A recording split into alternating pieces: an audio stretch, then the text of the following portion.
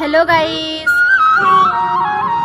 आज हम दिखाएंगे मेरा गांव बारिश के बाद कैसे लगता है और सुहाना मौसम है।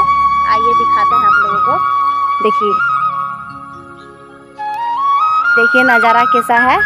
पूरा मतलब बारी में मकई लगा हुआ है।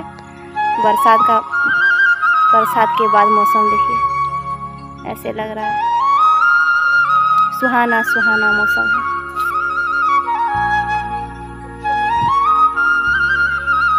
पूरा खेत सब भर गया है पानी से।